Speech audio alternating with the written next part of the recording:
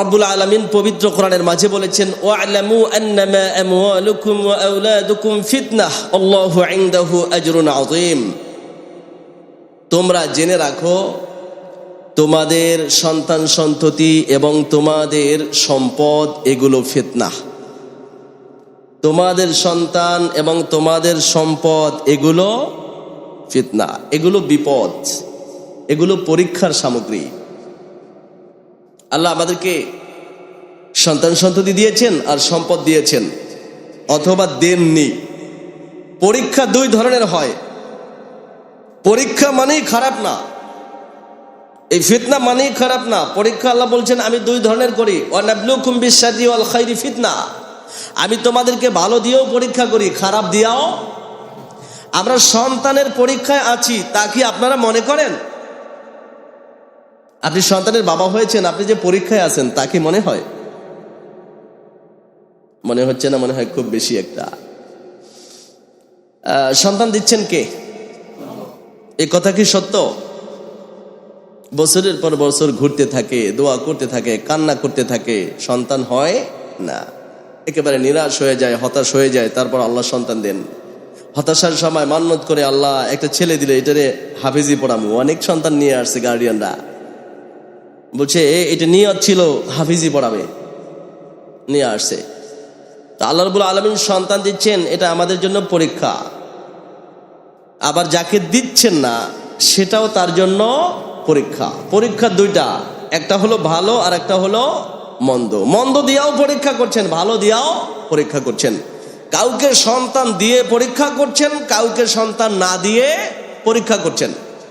কাউকে সুস্থ সন্তান দিয়ে পরীক্ষা করছেন, কাউকে অসুস্থ সন্তান দিয়ে পরীক্ষা করছেন। আছে কি মানুষ পরীক্ষায়? অসংখ্য মানুষ, যার ঘরে একটা অসুস্থ সন্তান, জন্ম থেকে বিছানায় শোয়া, এরকম সন্তান আছে। আমার জানা আছে একাধিক জনের খবর, জন্ম থেকে বিছানায়, কোনোদিন বসতেও পারে নাই। আল্লাহ ওনাকে এটা দিয়েছেন কি জন্য? পরীক্ষার জন্য দিয়েছেন।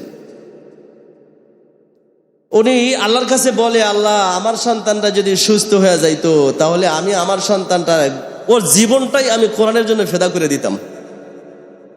বলতেছে, বুঝেন নাই? যদি সন্তানটা আমার সুস্থ হয়, হুজুর নিয়ত করা আছে ওরে হাফেজ বানাবো, আলেম বানাবো, ওর কামাই খাওয়ার চিন্তা আমার জীবনে নাই।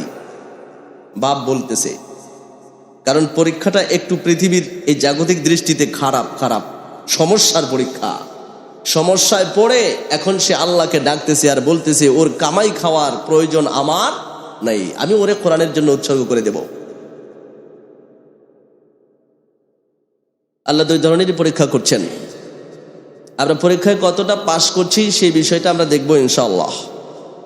এ কথা সত্য, আমাদেরকে ছেলে দিক আর মেয়ে দিক, অথবা উভয়টা দিক, অথবা কোনোটা না দিক, এখানে 100% সিদ্ধান্ত আল্লাহ বলছেন, ইয়াহাবু লিমান ইয়াশাউ ইনাসা ওয়া ইয়াহাবু লিমান ইয়াশাউ যুকুর আও ইউযাওয়িজুহুম যুকরানা ওয়া ইনাসা ওয়া ইয়াজআলু মান ইয়াশাউ আকীমা। তিনি যাকে চান ছেলে দেন, তিনি যাকে চান মেয়ে দেন। অমুক ওজার ফকিরের তদবির আনবা, উনি তদবির দিলে ছেলে হয়। নাউজুবিল্লাহ বলবেন না? ওজার হাতে ওজার তদবিরে ছেলে না? অমুক হুজুরের তদবির দিলে ছেলে হয়, কিন্তু হুজুরের ছেলে মেয়ে কিচ্ছু নাই। কাছাকাছি এলাকায় আপনাদের ছেলেও নাই মেয়েও নাই, কিন্তু সে সবাইকে কি দেয়, আর মানুষ তার পিছে দৌড়াচ্ছে। মানুষ এতটা বোকা। আল্লাহ বলছেন, ইয়াহাবু লিমান ইয়াশাউ ইনাসা ওয়া ইয়াহাবু লিমান ইয়াশাউ যুকুর। তিনি যাকে চান ছেলে দেন, যাকে চান মেয়ে দেন। আও ইউযাওয়িজুহুম যুকরানা ওয়া ইনাসা, তিনি যাকে চান ছেলেও দেন মেয়েও দেন, উভয়টাই দেন। আছেন না আপনারা এরকম? ওয়া ইয়াজআলু মান ইয়াশাউ আকীমা, তিনি যাকে চান বন্ধা বানায়, ছেলেও নাই মেয়েও। মাঝখানে আল্লাহ যাকে চান তাকে থার্ড জেন্ডার দেন, হিজরা দেন, ছেলেও হয় না মেয়েও। সব ক্ষমতার মালিক কে? ইউসাউবিরুকুম ফিল আরহামি কাইফা ইয়াশা। ওটাকে আল্লাহ সুস্থ বানাবেন নাকি ওটাকে পঙ্গু বানাবেন, এর সব সিদ্ধান্ত মায়ের পেটে। ইউসাউবিরুকুম ফিল আরহামি কাইফা ইয়াশা। ও মানুষ, তোমার রব যেভাবে তার মনে চেয়েছে সেভাবে তোমাদেরকে মায়ের পেটের মধ্যে তিনি তার ইচ্ছা মতো আকৃতি দিয়েছেন। আপনি সুন্দর আর আমি কালো, আপনার মেয়েটা খুব সুন্দরী আর ওনার মেয়েটা কালো, এটা নিয়ে আপনার আনন্দ পাওয়ার আর ওনাকে তুচ্ছ ভাবার কিছুই নেই। ওকে কালো আকৃতি দেয়া আর আপনার মেয়েকে সুন্দর বানানো, এর পুরোটা আল্লাহর হাতে ছিল। রব্বুল আলামিন পরীক্ষা করছেন আপনাকে একটা সুন্দরী মেয়ে দিয়ে, যে মেয়েটা অনেক সুন্দরী, অনেক নাচতে জানে, অভিনয় করতে জানে, লক্ষ লক্ষ ছেলেকে চরিত্রহীন করতে পারে, যার কণ্ঠ অনেক সুন্দর, গান গাইলে লক্ষ লক্ষ টাকা শুধু মঞ্চে ফিকে মারে মানুষরা। মেয়েটা পেয়ে তো মেয়ের বাবা মা আর নানা পাগল হয়ে গেছে, নাকি পাগল হয়ে গেছে, আমার নাতনিটাকে অভিনেত্রী বানাবো। আকাশের রব তাকিয়ে তাকিয়ে দেখছেন, আলাম ইয়ালাম বিআন্নাল্লাহা ইয়ারা, ও কি জানে না আল্লাহ এটা চায়া চায়া দেখতেছেন। এই কন্যাটা রব্বুল আলামিন দিয়ে পরীক্ষা করছেন। আমি ওরে সুন্দর আকৃতি দিয়েছি, ওরে রূপ দিয়েছি, ওর কণ্ঠে সুন্দর মেলোডি দিয়েছি, ভয়েস, মেলোডি, টোন, টিউন অনেক সুন্দর। আমি তোমাকে পরীক্ষায় ফেলে রেখেছি, দাতার দাম বেশি না দানের দাম বেশি। আপনারা তো অনেক বক্তব্য শুনেন, কথা বুঝতেছেন না আমার? দাতার দাম বেশি না দানের দাম বেশি? কোন ভিখারি এসেছে, আপনি তাকে 10টা টাকা দিলেন, আপনি দিয়েছেন আপনার পকেট থেকে। ভিখারির কাছে 10টা টাকার দাম বেশি না আপনার দাম বেশি? অবশ্যই ভিখারি যদি মানুষের মতো মানুষ হয়, তাহলে ভিখারি 5টি টাকাকে 10টি টাকাকে মূল্যায়ন করবেন না, মূল্যায়ন করবেন সেই টাকার দাতাকে। সে যদি একজন মানুষের মতো মানুষ হয়, তার যদি বিবেক থাকে, তাহলে মনে করবে 10টা টাকা বড় নয়, বরং যিনি এই 10টা টাকা দিয়েছেন উনি অনেক বড়। টাকা আমাকে উপকার করতে পারে না, বরং ওই লোকটাই যেন আমাকে একটু উপকার। আমরা আজকের দাতার মূল্য বুঝি না, বুঝি কিসের মূল্য? বাবা ছেলেকে আপনি অনেক করে লেখাপড়া করাইছেন, আপনি দাতা ছেলের জন্য। অনেক টাকা পয়সা খরচ করে আপনি বিশ্ববিদ্যালয়ে পড়াইছেন, অনেক শ্রম দিয়েছেন। ছেলের কাছে ওই যে আপনি টাকা পয়সা খরচ করেছেন, সেই টাকা পয়সার দাম বেশি না বাবার দাম বেশি? ছেলে যদি বলে, বাবা তুমি যেই টাকা দিয়েছো আমি তার ডাবল তোমাকে দিয়ে দিলাম। বাবা বলেছে, আমি তোর পিছে 10 লাখ টাকা ব্যয় করেছি, ছেলে বলছে আমি তোমাকে 20 লাখ টাকা দিয়ে দিলাম, তুমি নিয়ে নাও, আপনি তো খুশি? আরে বলেন, অবশ্যই না। আপনি বাবা হিসাবে এটা জানেন, ও ছেলে তোর উপরে এই 10টা টাকা দেয়া এটা আমার বড় নয়, আমি যে তোকে হৃদয় থেকে ভালোবেসেছিলাম এটার মূল্যই সবচেয়ে বেশি। সুতরাং দানের দাম বেশি না দাতার দাম, এটা প্রত্যেক বাবা বুঝে। ছেলে যদি বলে তোমারে 50 লক্ষ টাকা দিলাম বাবা, তুমি খুশি হয়ে যাও, আমি তোমারে বাপ ডাকবো না, আপনি বলবেন যা তোর 50 লক্ষ টাকা নিয়ে তোরে তেজ্য পুত্র করলাম, তোর মতো ছেলের আমাকে বাবা ডাকার প্রয়োজন। অতএব বুঝেছেন কি দানের চেয়ে দাতার দাম? দান হলো আপনার মেয়ে, দান হলো আপনার ছেলে, কিন্তু দাতাকে যদি আপনি দান পেয়ে দাতাকে ভুলে যান, দাতা পরীক্ষায় রেখেছেন, পরীক্ষায় অতটুকু দিয়ে পরীক্ষায় রেখেছেন। দান পেয়ে যদি দাতাকে ভুলে যায়, তাহলে যা হওয়ার দাতা তাই করবেন। এমনটাই হয়েছে। আজ দান পেয়ে দাতার কথা কষ্ট পাচ্ছেন নাকি? দান পেয়ে দাতার কথা ভুলে গেছি। দান তো কোনো এক সময় হারিয়ে যাবে, কিন্তু দাতার পকেটে দেওয়ার মতো আরো আছে। 10 টাকা নিয়ে ফকির রওনা করছিল, প্রতিমধ্যে হাইজাকার সব কয় টাকা নিয়ে গেছে, যাইতে পারে না। যে সন্তান নিয়ে এত উল্লাস আনন্দে মেতে আছেন, হতে পারে আগামীকালকে সন্তানের বিদায়ের দিবস, আর আপনি বেঁচে থাকবেন আরো 50 বছর। দান আপনার হাত থেকে হারিয়ে যেতে পারে, কিন্তু ওই দাতা তখনও আছে তো। আমার দাতা আপনাকে আপনার 60 বছর বয়সের সময়ও আর একটা সুন্দর সন্তান দিতে পারেন। পারেন কি? রব বলছেন ইন্নামা আমওয়ালুকুম ওয়া আওলাদুকুম ফিতনাহ, তোমাদের সম্পদ, তোমাদের সন্তানগুলো তোমাদের জন্য বড় পরীক্ষার সামগ্রী। আমি দিয়েছি ইন্না জাআলনা মা আলাল আরদি যিনাতাল লাহা লিনাবলুয়াহুম আইয়ুহুম আহসানু আমালা ওয়া ইন্না লাজাইলুনা মা আলাইহা সাঈদান জুরুজা। এই পৃথিবীর উপরে যা কিছু দেখতে পাচ্ছ, এটাই সব আমি পৃথিবীকে সাজানোর জন্য দিয়েছি। এগুলো জিনাত, এগুলো অলংকার। নারীর দাম বেশি না অলংকারের দাম বেশি? হ্যাঁ, ডুইবা মরতেছে, এক লোক বলছে সব অলংকার যদি আমারে খুলে দাও তাহলে আমি তোমারে বাঁচাইতে পারি। কি বলবে নারী? সব নাও, সব নাও, লাগলে আরো দিব, আমারে একটু।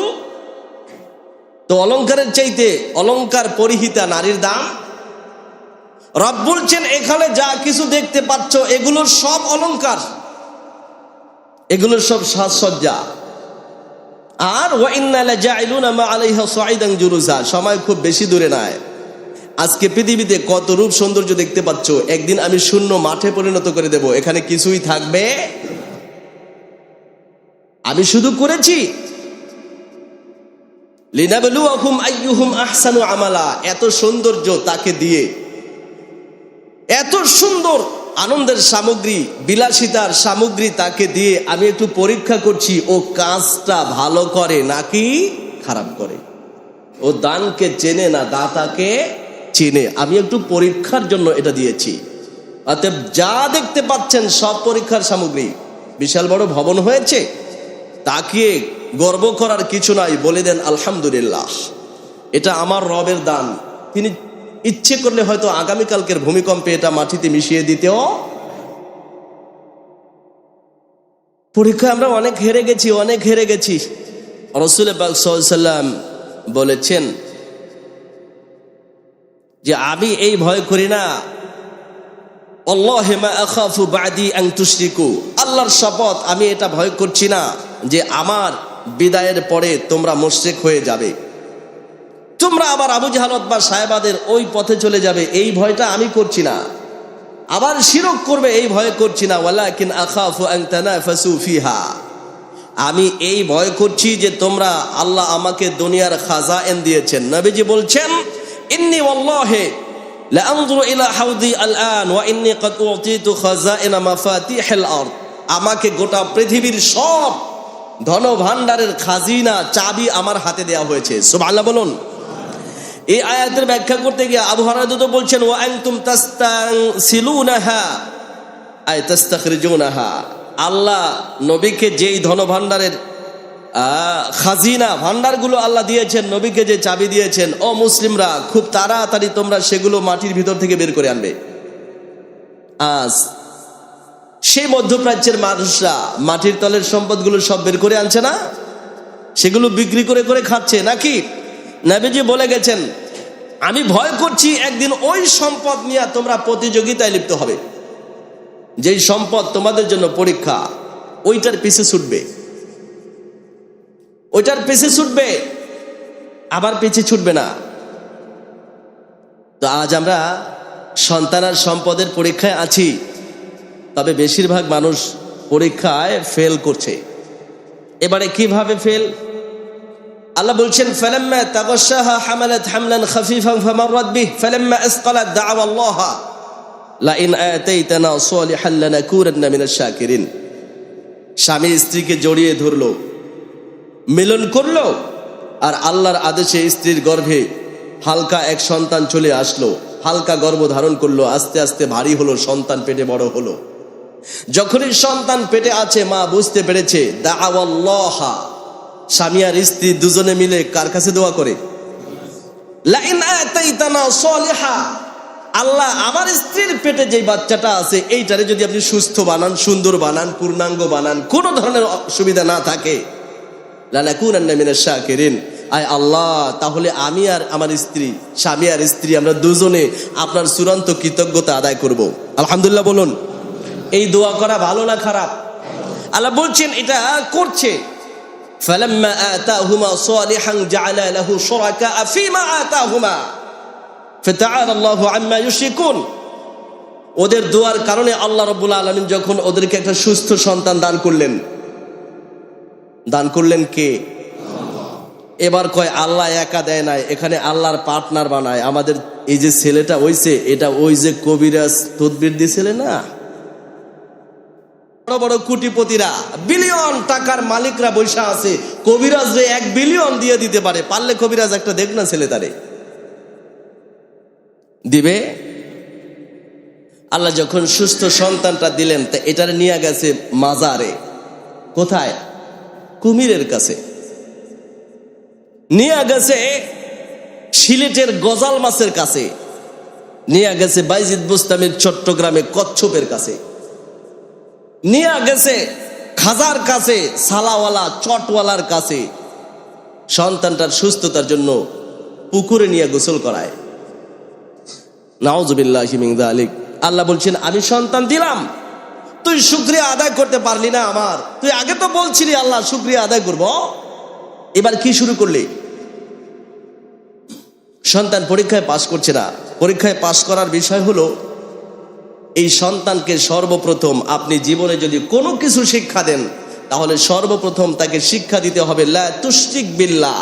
ও সন্তান, তুই যে আমার ঔরাসে পৃথিবীতে এসেছ, এখানে কারো কোনো কৃতিত্ব ছিল না। তোকে আমার সন্তান হিসাবে পাওয়ার জন্য সমস্ত দান অনুদান আমার আল্লাহ।